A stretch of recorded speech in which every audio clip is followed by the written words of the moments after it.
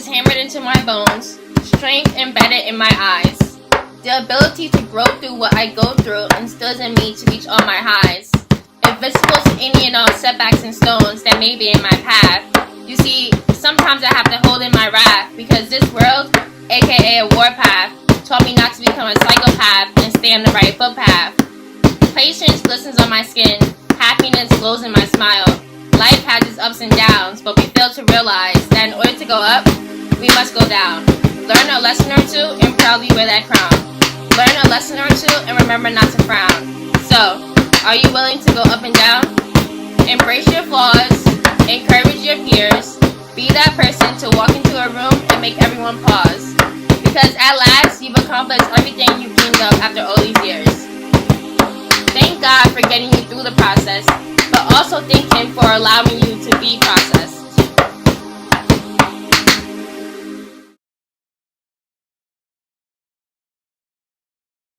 One of the main things I can attribute my level of literacy to today is having a strong foundation to build upon. As an educator of many years, my mom felt very strongly about making sure I knew how to read and distinguish between the different sounds letters made. There was never a time when I didn't have homework because even when I was not assigned anything from school, she always had extra work for me to do. Back when I lived in Queens, my mom would hang up letter and word charts in the kitchen and have me practice saying the words and creating the sounds. Along with that, she had word families such as bat, cat, and hat to help me learn different words with the same ending. Such rigorous practicing largely influenced how I was able to excel in school and not fall behind. Luckily for me, the road to being literate did not end there. My summers as a child consisted of going to different libraries a couple of times a week to choose a book, read it, and do a wonderful book report at the end. Although my cousins and I may have dreaded it at first, I can thank those summers for creating my love for reading today. Thus began the long journey towards being literate as a college sophomore. Since before I was born, church has always been my second home. Coming from a religious family has definitely helped shape me into the person I am today and the woman I will eventually become. Many of my first public speaking opportunities were given to me at church. As vice president and president of the youth department, I was always asked to speak at a service, do announcements, or send out invitations. By doing all of this, I have learned to be literate outside of school and work. I always say that a different language is spoken in the church, and whether or not people believe me is their choice, but it's true. Church people are a different kind of people that require a different kind of communication. I, however, do not consider myself a church person, even though I've spent 19 and a half years in it. But I do know how to communicate with such a kind, and I think that it is one of the reasons why I'm so versatile when it comes to speaking.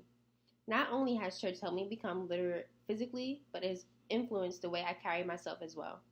The amount of education I have received in church has allowed me to flourish spiritually and mentally as a person. As like any other 16-year-old in his or her prime, as soon as I got my working papers, I started applying for jobs. Fortunately for me, I'm still employed at the first place I was ever hired at. Amazing Journeys is an after-school/summer program in Hempstead, and I absolutely love working there. Working with kids has played a huge role in helping me to become a literate person. Many people say that working with kids is one of the hardest jobs, and yes, they are correct. However, it teaches you responsibility, patience, and understanding. Being a role model for kids between the ages of 4 and 13 helped me mature at a faster rate than most of my friends, though I was still a kid myself. From teacher's assistant to group leader to assistant director, my employment at Amazing Journeys has taught me the fundamentals of being literate. One of the main things I have learned is that children are curious and trying, and it takes a special kind of communication to teach them. I realize that even though what I'm saying makes sense to me, it may not make sense to others. I think the ability to configure words into a way for everyone, not just yourself, to comprehend is an important aspect of being literate.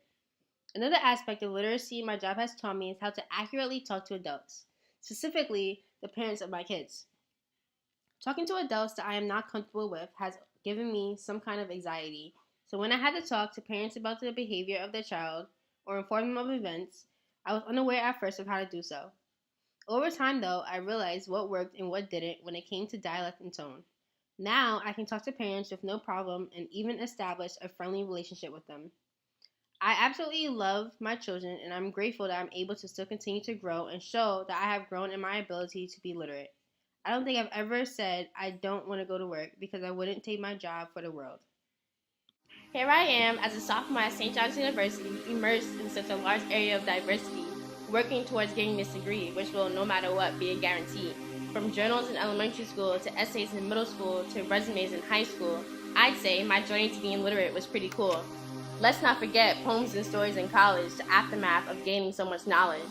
To be able to read and write allows me to conquer every fright, knowing that even if I approach a red light, my literacy will keep me alright.